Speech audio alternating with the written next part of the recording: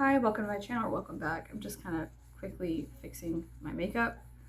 I have to get ready for a party, and there's people awake and moving around, so you're gonna hear sounds in the background, and that's fine. It doesn't matter. Also, my fans are really loud, but it's very, very hot here in South Texas, so we're just gonna have to kind of get over that right now. And I'm sorry if you can't. You could, like I always say, you don't have an obligation to be here. I don't have an obligation to be here. We're just here throughout this piece of time and space. So if you want to join me, you can. And if not, that's fine. You can shut this video off at any moment. I don't really need you here. And honestly, I don't need to be here either, but I am. So, okay. Okay, so yeah, it's going to be loud. There's people in the background. I got mail sitting here. And this is kind of like a thrown together thing. This is the outfit for the day. Actually, I'm missing my gloves. I dyed my hair last night. This is a formulation I used. If you're interested, you can get it at Sally's. I used 20 volume developer, and then these three, I used 2 of them were liquid on accident, and one of them was cream, but you can mix the liquid and the cream together. But as always, do your own independent research. Don't listen to anything I say. And honestly, just treat everything I say with like, whatever, because like, us, whatever. Okay. What are you listening to? What are you watching? What are you reading? I want to know. Drop it in the comment section below. Today I got this book in the mail. This is one of the books and many books, make sure it's not upside down, that I'm reading. I read a lot of books in a very strange way. I don't usually read them from front to back. Now, do I treat every book I get in the mail as like a holy divine thing that I like follow deep? No. It's all literature. It's all information. So it is just you expanding your awareness. You don't have to take every single piece of information as God or as the whole truth, because it's not. And it would be extremely limiting for you to take everything that you ever read in the entire universe as solidification of anything. Do you understand? Information is like air. When it's stagnant, it's disgusting. It's nasty. It's grotesque and vulgar and could kill you. Okay? Information should shift and change and move and be free to flow around. Okay? So this is just one piece of something that I'm reading. Okay? Now I've read it before. I've read bits and bobs of it before. And unfortunately, some people like to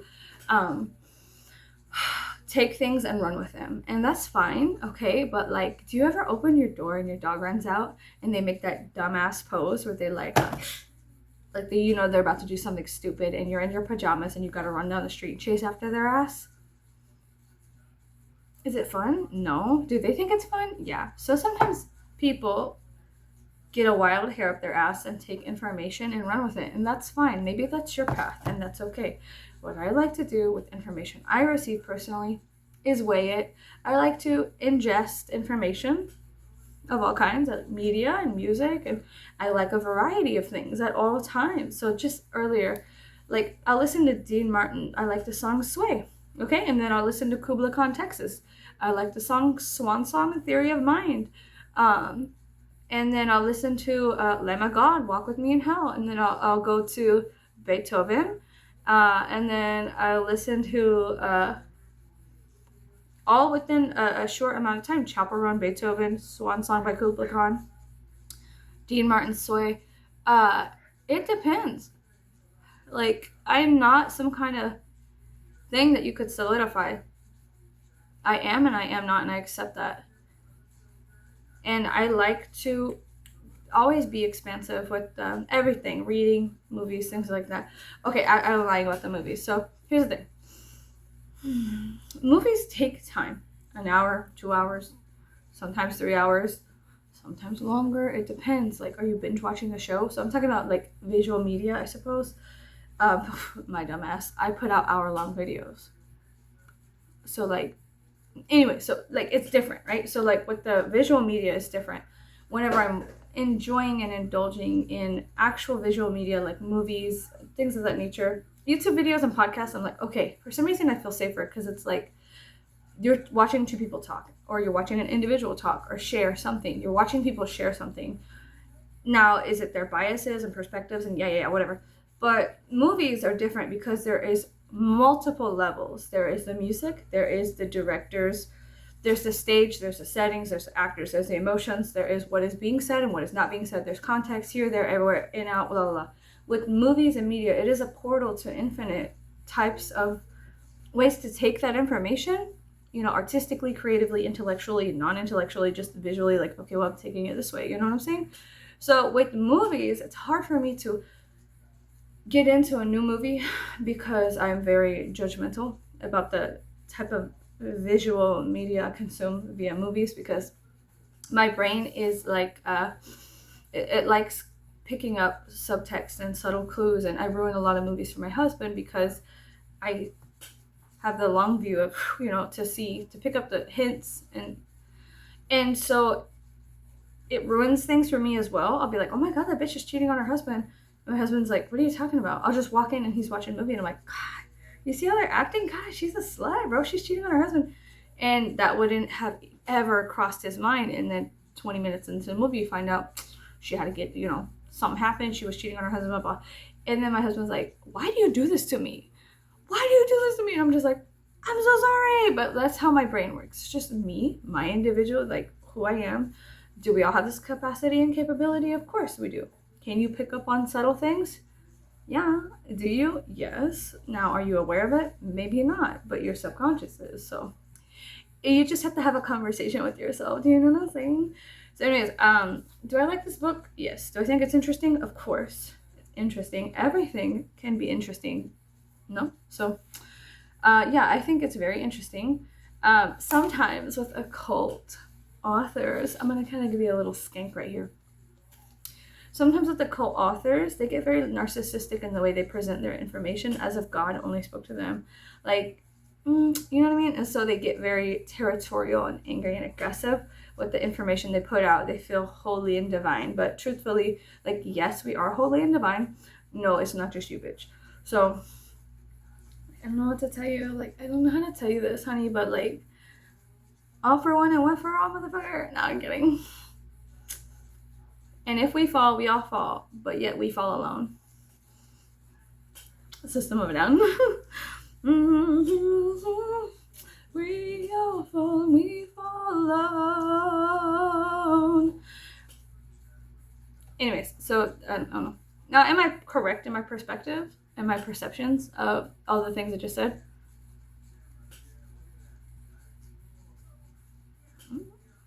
So whatever. So like whatever, like, today I had to go to a child's birthday party. Dressed like that? Yes, dressed like this. I'm the clown. No, I'm kidding. But I do know how to make balloon animals, and in fact, when I shut this video off, I'm gonna go on Amazon and order another balloon animal making kit, which is the pump and then the balloons. My son ordered a kit one time, my 8-year-old. He ordered a kit on Amazon. And so the opportunity presented itself to me, and it said, hey, learn me. And I said, at first I was like, I don't know, like, he was like, Mom, hey, can you make something? And so I was like, I don't know how to, but I know I have the willingness to do so sometimes. So I was like, sure. So I sat down for like 5 minutes and I learned how to make a poodle. And so then I did. And then I gave it to my son whenever he was doing something, and I came into the room and I presented the thing. I said, ta-da! And he was, wow! And so then it was all night long. I was making poodles and flowers and all kinds of stuff with balloons, the long ones, and so, sorry, I have a Roku TV behind me and it turned off to switch to the thing. Anyways, so, I thought it was very interesting that life will present strange avenues to you. It will. You'll find yourself at strange crossroads throughout time and space. And should you take them? I don't know. It's an individual thing. You know what I mean? Like, do you want to? Is there something in you? Like, do you feel a resistance? Do you need to question? Sorry, I bit my tongue just now. Do you need to question your resistance to the thing? Maybe. Or maybe the resistance is your friend. So until you begin the questioning process, you'll never truly know. And the questioning process is an individual path path we all must take. Or not. Doesn't matter. Doesn't matter to me. This is my purse. But, c'est la vie, mon ami. So yeah. So anyways, the questioning process, it's individual. It's between yourself and your higher self, your lower self, all aspects of yourself. Do you want to question things? Sure, then go do it. Are you too I was going to say quivering. Are you too quivering to ask questions? Why the fuck would I say that? Are you too quivering? Are you too scared? Are you too nervous? There's an appropriate term. Are you too nervous to ask questions? Okay, that's fine, but maybe one day you'll get to the point where you do want to ask questions, and so then you will. And I wish you good luck on your journey. You know what I mean? I wish everybody out there right now good luck on your journey, your individual paths, your individual spiral dance with all aspects of yourself. I hope it's going well. I hope it's going good. We are in Scorpio season. Mwah, what's up, you little ragtag bastards out there, you little Scorpios? There are tons of Scorpios in my life, like tons of them. I know good ones, and I know some wild bastards. And do I find every single one of them interesting to an extent? Yes. Do I find some of them problematic? Also yes. Can some, like the essence of Scorpio is the revealer of taboo. It is the revealer of things. It is kind of hidden, and yet when it is there, it is venom and anti-venom. It's kind of magnificent. Now, my Scorpio placement is in a hidden house, personally speaking, so it's very difficult for me to speak on these things because it's a very treacherous. It's a treacherous place. It's treacherous and danger. It's because I bit my tongue earlier. Treachery, danger, excitement, exhilaration, betrayal, revelation, apocalyptic, healing, surgeon, psychologist, astrologer, psycho. Some Scorpios are fucking crazy. Divine whore, you know what I mean? And also holy questioner, the upheaving of things, the draw to the surface. Sometimes you have to draw the poison to the surface to reveal the nature of the wound. Scorpio is a magnificent, strange, kind of obliterating sign, ruled by Mars and Pluto to some extent. And then also you could get into other things with other aspects of astrology, right? Okay. But the Scorpion is beautiful and magnificent right now. Orion and the Scorpion astronomically are on opposing sides of the horizon, and they do a dance throughout the night. Their time and space, within Scorpio season, it's the Scorpion rises and Orion, I think, falls, perhaps, or something of that nature. There's a battle, a mythos that happens within the Scorpion and Orion. In Orion's Tale, if you're interested in Orion's Tale or into astronomy, I suggest you go outside and just take a peek once a night and see what you can find. Start understanding your relation on planet Earth to the stars, and whatever. Become an amateur astronomer like I am. Last night I was in my driveway and I had my night vision goggles, and I was looking at the stars, tracking them, and I was able to see. I'll put a picture right here. It's like amateur night in Dixie. Shut up, bitch. But yeah, there's like, I'm an amateur astronomer or whatever, and so I go out with my little how do you say, night vision goggles and look at constellations. But it's easier for me to look with my eyes instead of the night vision goggles, because the night vision goggles are too good. So there's light pollution, which obstructs and abstracts the view of the cosmos for me, and it's very annoying. Sometimes I just want to go and shoot a light out. And I'm not going to, that's illegal, but there's a part of me that gets aggravated. I'm like, I wish that light wasn't there. It's a street light. It's kind of important. And then sometimes in my head I'm like, I want to just take it out, but that's not okay. It's there for a reason. It's actually beneficial, blase, blase. I understand that.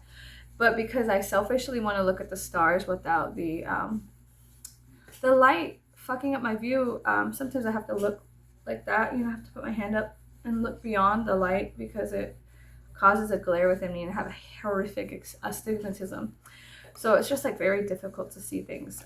And I am legally blind to an extent, or at least almost there. So kind of like a bat, or something like that. But yeah, I have horrible vision. So when I look at the moon, sometimes I'll see 4 moons. I don't know what that is, but I should probably go see a doctor. But in this economy, fuck it, we ball.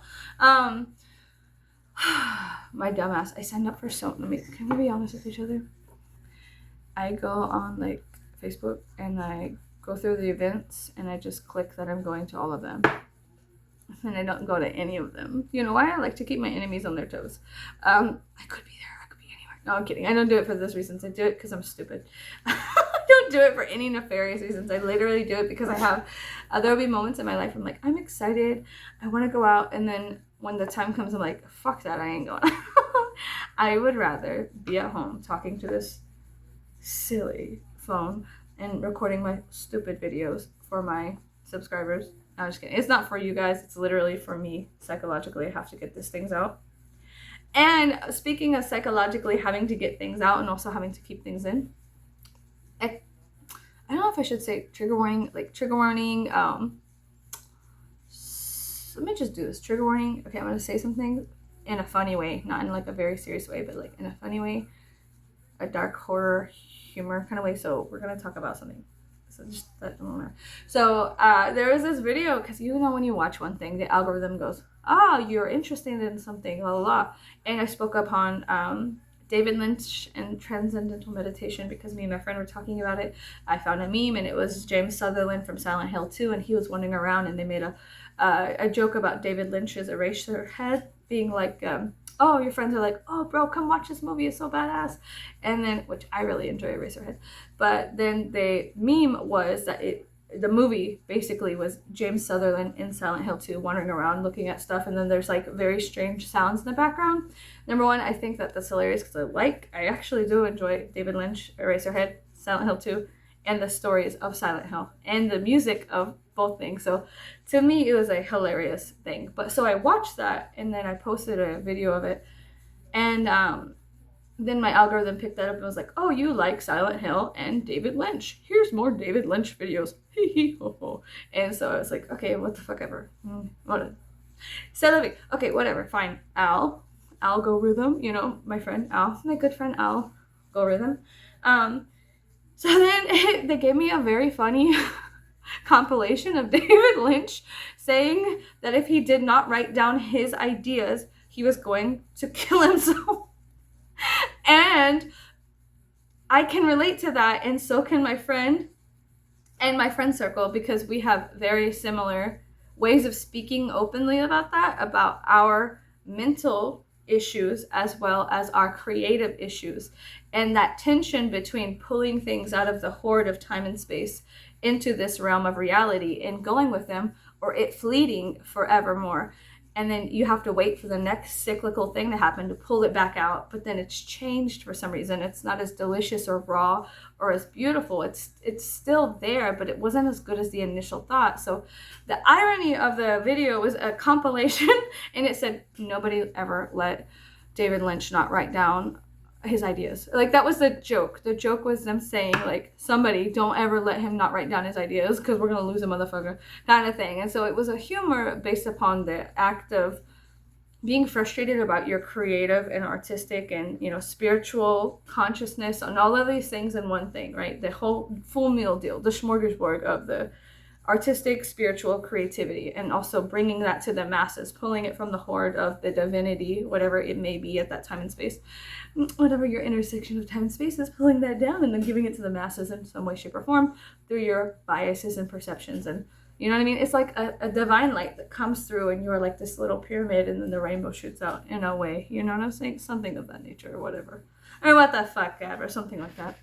But I find it extremely ironic because me and my friend, and like I said, she knows of him from the college she went to, which was it's like a spiritual college where they did all kinds of things from I mean, fucking everything. Like, they had daily transcendental meditations that you could take part of, and they were, you know, scanning people's brains and seeing how it affected them and doing independent research and building houses out of cob material. And it was just a very, very different place, which I think is fantastic, okay? I think there should be more places like that with more accessibility, blah, blah, blah, blah, blah, right? So then, she and I speak upon, and I will mostly say from my perspective because I don't want to say too much on somebody else's, but for mine, we speak upon, and you know, at one time we had a conversation, let's just say that. At one time we had a conversation very openly about mental health issues and the feeling that the aggravation, along with being creative, being productive, being in Western society, and having your creativity and your productivity tied together, and it's fucking obliterating. It is choking to constantly have to feel like I have to be productive. I have to be productive. My value, my worth is in my productivity. And the issue is that that is the byproduct of the Industrial Revolution, is that we are not we're not industrious. We are not robots and machines. To an extent, of course, we are these like strange meat suits, electrified and with personas and things of that nature. But then also, we're not robots. You know, I think that the Industrial Revolution really fucked us to an extent. Personally, to an extent, there's an aspect of me that really has an issue with that era in time, the deviation in time and space that happened with the Industrial Revolution. It pisses me off. Because like we used to have so many different people with so many different crafts. If you look back, there were people who did, I mean, there was just we lost a lot via the Industrial Revolution. The amount of creativity that was sacrificed at the altar to bring about the Industrial Revolution is at best horrific for creativity. But anyway, so within the Western society, we talk about the productivity and the values of, if you're not productive, then you are not valuable, and therefore we cannot use you because you are not a robot and you have individual thought, which is not so good for pumping out things for profitable gain, correct? So personally, we struggle. Personally, within the Western culture, we struggle with my creative process has to be productive. I have to make money off my art. Wrong. You need to sacrifice that at the altar. Okay, that is a bullshit ass idea. You don't have to make money from your art. You're supposed to make art because it's a soul thing, to communicate with other humans, your struggles, okay? To connect, not for monetary gain. That is a happy byproduct. The truth is, you need to love yourself, love your soul, love, divine love coming through you, and then you're spreading it and sharing it however it appears, even in the darkness, you know, even if you feel like you're walking through hell and you create some, you know, art that is very dark and creepy and very spooky. Good, do it. If you feel it, do it, you know? If you feel that this is honoring you in some way and it is important to you to get it out of yourself so it doesn't constrict you and violently keep you there, then cast it out of you and create a thing for it and be like, this is what I made a fucking thing. So good, be creative, and do not allow monetary gain to restrict your creativity. Anyways, we speak upon, like, she has this technique she does where she has post-its and she has like a box, and every creative idea she has, she'll write it down and shove it into a box every time she has one, which I think is fantastic and ironic because that's great. I don't really care. Creatively, it is what it is. Whatever comes out of my mouth comes out of my mouth. And so at that time and space, whatever is happening. And there's whatever I pull down from the whatever. It is what it is. I understand who I am. I understand how I am. I understand my nature to an extent. There's still many mysteries within me that are constantly unfolding every day with every interaction I have. And then there's a call to go inside, internalize that, and understand what the hell's going on back here and why it's coming out here or out of these things. You understand? Maybe not, and that's fine. I don't care. It's none of my business if you do understand or if you don't. So I'm just sitting here speaking creatively on things and natures of whatnots. And maybe I am, maybe I'm not. So anyways, I thought it was ironic and funny because we both kind of struggle with the value system, being productive, and also the feeling like I should destroy myself because I am not even good at anything ever, period, which is a byproduct of, like I said, the industrialization of the human psyche, you know? Maybe, perhaps, it's something interesting to look at. Maybe it is. But now that is our burden. After the Industrial Revolution, the burden of our human race is to integrate these two things and understand how we can use machines and how they use us, and how there is literally a give and take, and that we can use to elevate our consciousness and its consciousness through integration, separation as well. Separation is important for integration because you understand the two different pieces of the equation, and then you could get the sum of both, right? It's, you know what I'm saying? Separation is also important to integration. Sometimes opposition is important to integration, and sometimes fighting is important to integration, because you understand separate values, you understand differences, and contrast is a beautiful thing. There's nothing wrong with contrast. The issue, like I've always said, is that everything's allowed to be on the table. And if you want to partake in what's on the table, then you can. You could take, you could give, you could, leave and take whatever you need off the table. My issue is that everybody has a seat at the table. When you start sitting in others' seat in a disrespectful manner, and then also whenever you try to throw everything off the table and only put your plate there and say, it is mine. No, I don't believe in that. I think that the world, the universe is always expanding, and it's big enough for everybody to have individual ideas, individual biases and points of views, and we can all sit in opposition. I'm sitting here, you're sitting there, and have a communicative, beneficial interaction through sharing. May I have what you're sharing? Yes. Would you like what I have? Yes. You know what I'm saying? Like, it's a give and take that could happen and should happen. Does it take time? Yes. Now, this whole universe that we're diving into, there's something I read in an oracle card one time, and it was I think his name is the Pinhead Periole. It's some type of clown, but it was basically the whole entire universe. The idea is that the entire universe is on the tip of a pin, and that it is always moving, and like your perspective of the universe is unique to you, and you can look at the entire universe within everything, right? But the thing that, sorry, I'm confusing myself. I'm probably confusing you too. It's fine. The thing that ultimately I get tied up with is that we are kind of being forced into very narrow caverns they're trying to limit our expansion. It starts here, and then they start slowly telling you can't do things, and things are wrong, and you're not allowed to think outside of anything. And the box has become almost a millimeter thick. It's not much, it's very thin. It's very small, it's very tiny. In Western society, what we're allowed to think is diminishing, the restrictions being placed. Now, are restrictions good? Yes, to an extent. They allow us to understand how we feel, If somebody grabs your arm like that, you can say, oh, whether you like it or you do not like it. And then you can learn how to use your voice and speak up or not. And so it helps you understand who you are. Contrast and restriction to an extent is also good for development, is it not? We restrict our children from running out to the street.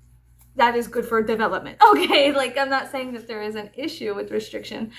I think that there are benefits to different things, of course, but there's also a consequence to everything in nature that exists on the table. Everything on the table, it's like the Seven of Cups or this tarot card. There are many avenues you could take, and you could always come back and take something else. Once you try a little here, try a little there, you put a little bit of everything on the charcuterie board or whatever, and you try a little bit of everything. There's nothing wrong with that, because every flavor and interaction and decision and choice you make ultimately will help you understand yourself better. Why did I make that choice? Why did I make that decision? It's like in the Matrix, whenever she's like, you want a piece of candy? He's like, well, you already know if I want to take it or not. She's like, well, it doesn't matter if I know that you're going to take it or not. You're here because you're trying to figure out why you did or didn't, kind of thing. You know what I'm saying? So, yeah. Things just are and they are not. And you can always pull down from that hoard of information anytime you want to. It is there. It is not something they could ever keep from you. Truly, truthfully, it's something inside and it's something outside. And all you have to do is come into correct alignment with it. But that takes time sometimes. It takes shedding. There's a shedding process that happens. And for people who have uteruses, sometimes it's difficult to reach those holy divine places of beautiful information because we're caught up in like our body being like, I need to rest. I need to eat. Caloric intake. I am literally about to fucking shed. I need to preserve energy. I need to express. And then you have to align with your personal cycles hormonally, physically. Like if you are a male or you have masculine reproductive organs of that nature, and that is how your body is controlled to an extent. You have to align with your personal cycles, do research on it, understand the male anatomy and how it affects your brain, your heart, your body, and then on an internal level, on a micro level, it'll help you understand the larger universe as well. Or not. I don't give a fuck what you do. Literally, you don't have to take anything I say as solid because it is not. It is words. They are fucking words. And of course, words can affect you in certain ways. Yeah. No shit. Call me a bitch. See what happens. I'm just kidding. I'll be like, oh my god, you're a bitch too. What the fuck? I'm a bitch. Hell yeah, I am. To an extent, yes, I am a bitch. Absolutely. But are we not all? Like, are you telling me you're not a bitch sometimes? Let me step on your toe real quick. Let's see how quickly you turn into a bitch. No, I'm kidding. Kidding. Don't eat for 3 days straight and then have somebody tell you that you're not allowed to do something. You're going to eat them, okay? Like, it's a shared human experience. So we're not unique, and yet we are. And there's like, you know what I'm saying? There's like give and take or whatever. So anyways, back to David Lynch being like, if I don't write down an idea, I will fucking Kermit sewer slide. Have you ever heard that online? People, they don't want to say.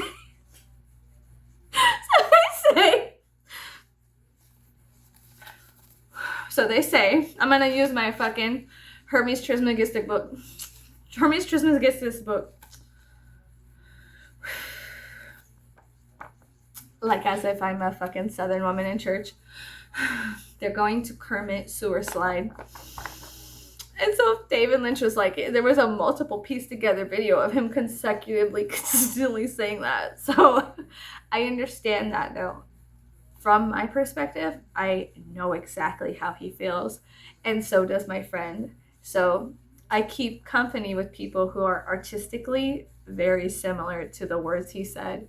And I find it hilarious, enjoyable, and like I have a community out there in the world. So even though I'm isolated and alone in my county, nobody fucking has these big boy conversations with me. That's why I'm online posting dumbass videos. Like, nobody sits there and does that. And when we do, it is 5-minute interaction. And it's mostly, just speaking to a fractal of their personality that's not really something, they're just in agreement with what I say. Yeah, sure, whatever. It's kind of like, I'll pacify the baby if you just, put the pacifier in the mouth so you could shut the fuck up and stop talking to me about things. I don't want to question. I don't want to ask questions. I don't want to do that. And so I find it to be frustrating. And the frustration pushed me down so much. The tension was so... I smacked my lip. The tension was so much that it creatively came out this way. So I put out videos on YouTube. Okay, so anyways, I think I was saying something. Sorry, I have to get ready. I have to go right now. So this is going to be a short video, and it's going to be jam-packed with a lot of dumbass shit. I'm so sorry for that. Here's a Noopsie Daisies. Take it, zip it, lock it, put it in your pocket. I don't give a fuck. I will see you guys later. Maybe not. Who knows how the world's going to be within 5 minutes from now, or 10 minutes, or 20 minutes, or an hour, or 4 seconds. I do not. So I will see you. And yeah, you do have a community out there of strange people. You really do. We all do to an extent. You just have to find them. And yeah, you might be scattered across time and space and at different ages, and you may never get to meet the people who are like you. But if you put out information into the universe, you make books, art, music, stupid ass dumbass videos on YouTube, stupid ass dumbass videos on fucking Instagram, TikTok, Facebook, whatever. If you start creating something that is from your heart, if you allow that light, that torch to shine in the darkness, maybe in 30 years from now, someone will find your dumbass videos that you think are not even good, that you think are not even worthy of anything. And 30 years from now, they'll go, bitch, I feel that. Bitch, me too. Like, bitch, like, oh my God. Or whatever language they're going to be speaking in 30 years. Who knows? Who knows? Everything can shift and change in the blink of an eye. The entire universe on a pinhead, right? Or something like that. I don't know. Something like that or something, right? So I'll see you guys later. Take it easy. Be nice to yourselves. Yeah. And yes, I thought that was really funny. I thought, not funny, it's kind of sad because, you know, it's difficult being creative. It's very difficult, especially from the perspective of Western world, like in the Western mindset. If you don't create something good, you're not valuable, and it's all dog shit. So it is bullshit. Just make shitty art. Make it. Do it right. Like, stop watching the video and go make some shitty art. Like, go do something that makes you happy.